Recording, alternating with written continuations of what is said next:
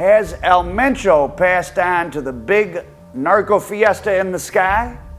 Well, there's evidence from south of the border that perhaps, much like British intelligence is saying about Vladimir Putin, that the throne lies empty and that people are, because they don't want the Jalisco new generation to fall apart, the people at the level just below El Mencho, that they're covering up the fact that he died probably from kidney failure.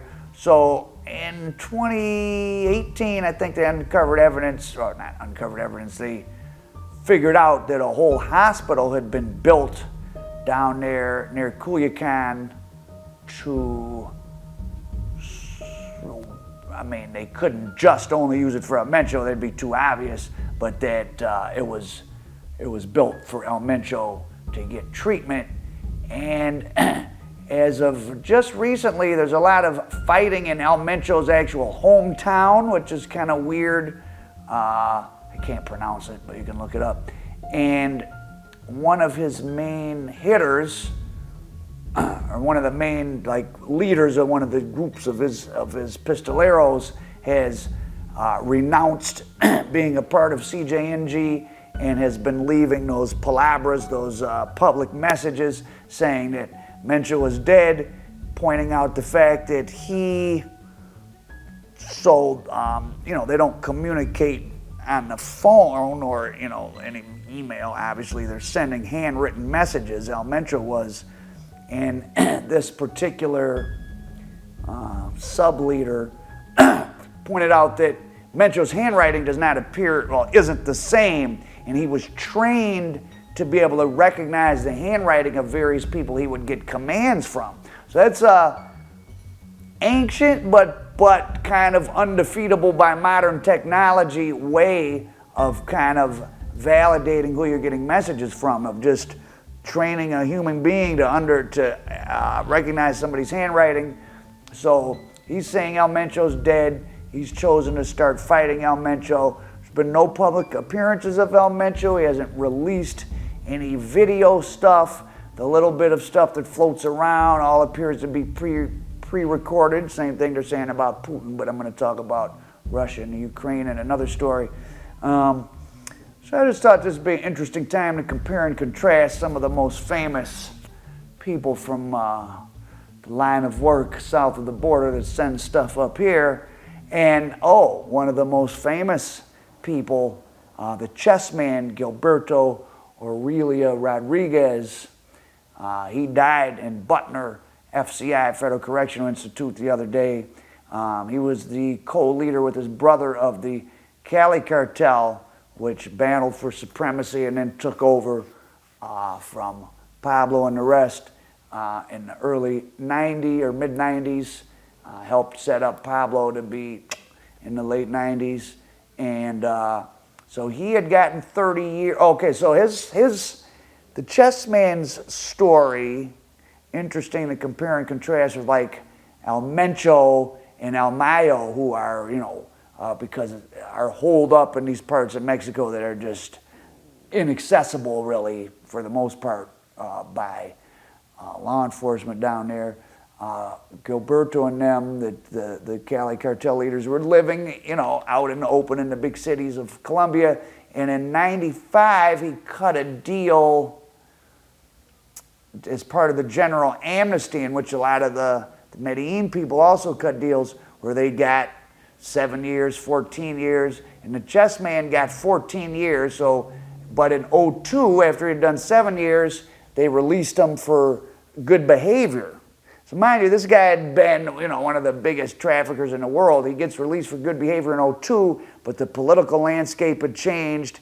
And by '04, he was taken back into custody and extradited to the U.S. I think the way they were able to say that is they said that during his 7-year stint in Colombia, he was still directing traffic to the U.S., so he had reoffended even after the amnesty, and they finally, the U.S. government was able to exert enough pressure to start extraditing people, and he and his brother were extradited. His brother's still alive in federal prison. I'm sure he'll die there too, more than likely. Though, let's see, 30 years, he probably was going to get out in another 4 or 5 years, but he was 83 years old. Boy, 2020 doesn't seem like 22 years ago. So if he went to prison, noise outside. So if he went to prison in 2020, I mean, he'd been in 22 years. I mean, it's hard to believe even like Meech his release date, even not getting out early, is 2026. Boy, time flies. I mean, these guys, Meech, the Cali Cartel, Pablo, they've been famous as pop culture icons and been having movies and books and stuff written about them now for a much longer period of time than they were actually doing their thing as criminals. I don't know what that says about our society, but yeah, so Gilberto the Chess Man was a guy that was part of the general amnesty, got out early, just like Fabio Ochoa, same thing. So, that's the other person I wanted to compare and contrast with, the Ochoa brothers. So, in a nutshell, the way the Medellin thing was actually set up, it wasn't that those guys were per se partners or anybody was in charge of somebody. In 1981, the niece of the Ochoa family was kidnapped by M19, a leftist group, and various U.S. businessmen, along with Colombian businessmen, along with people like Carlos Later, the Ochoa family, Escobar, Rodriguez Gacha. They came together and set up under a guy I talked to, the former accountant of the Medellin cartel who had been trained by the CIA. He just did 25 years. I have some of his testimony in front of Congress in another clip, but he helped them set up something called MAS, Masa Sequestradores, Death to Kidnappers, which was really the genesis of the Medellin group. It was all these people that were sending stuff to the U.S., laundering their own money, handling their own business, and they came together to pool resources and information, initially primarily to fight off these left-wing guerrillas. And the Ochoa family, they're the people, they were the big winners of the whole Colombian 1970s, 1980s into the 90s coca trade. Obviously, Escobar eventually was killed. The Cali cartel leaders got those huge prison sentences, and when they were negotiating that, they had to give up, to keep their family members out of prison, they had to give up their entire fortunes and turn it over to the U.S. government.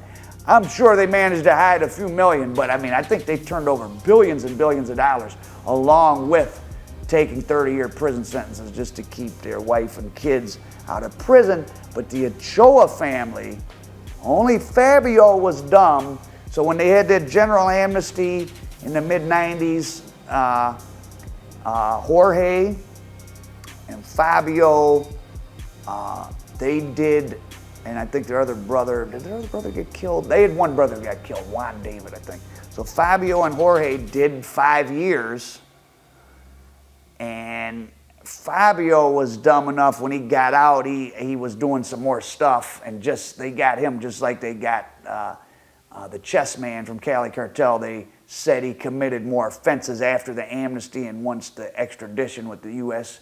kicked in, and he's sitting in the U.S. doing a 30-year term now. He went in 99 though, so he's actually approaching a release date. And his case that he got rigged up for here only was about 150 bricks, so he was slightly over-sentenced.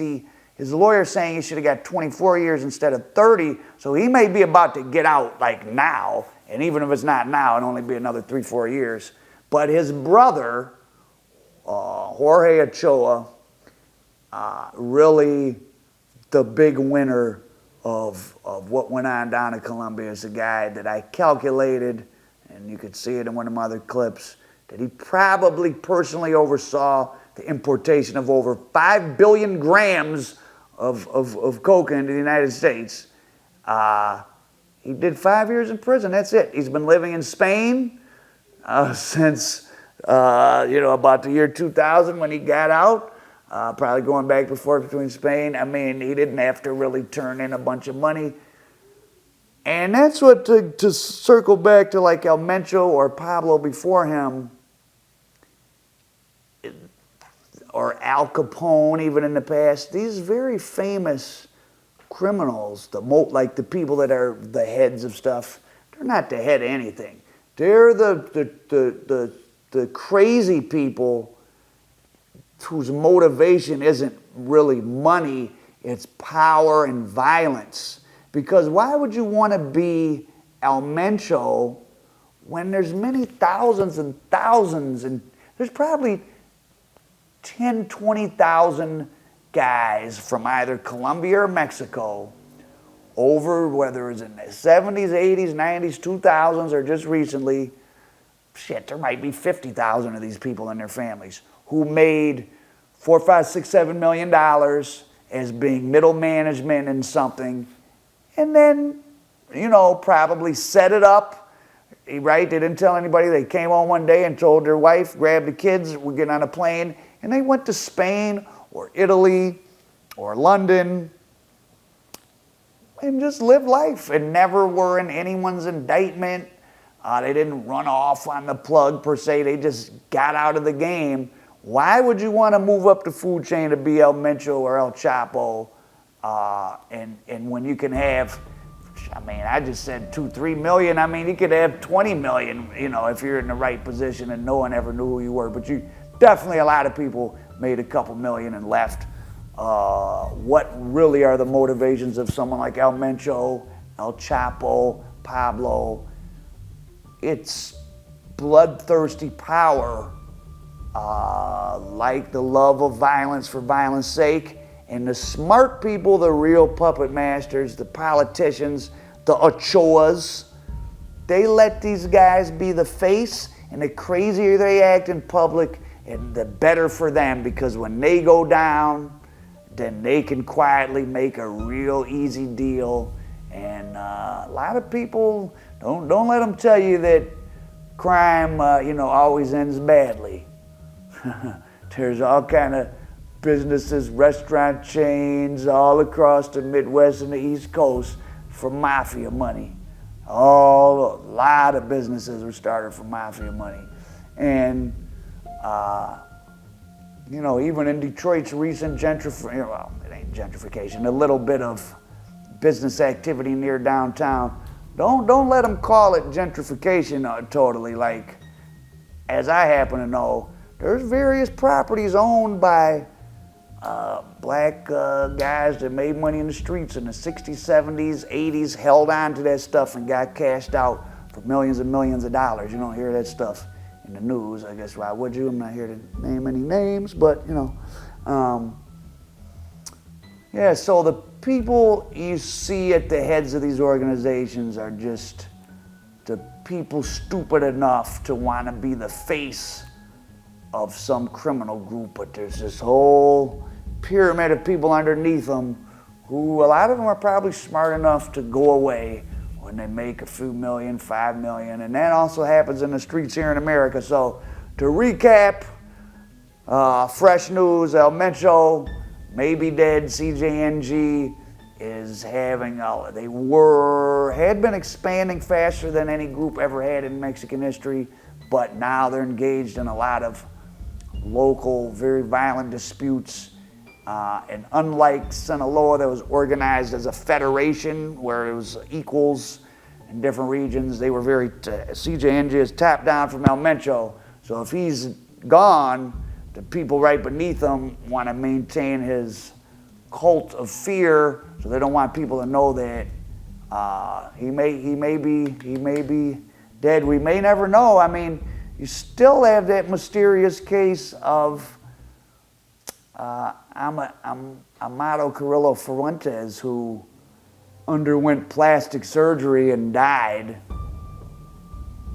You know, we don't know what goes on in those places. It's pretty interesting. But the chess man leader of the Cali Cartel is dead. El Mencho might be as well. And there's crazy people running the organizations, but there's lots of smart people in the middle management who are living all over America and Europe, Western Europe and South America that, you know, made their family fortune and are in business from illegal activities and no one even knows their name. So be smart, out profit American dope.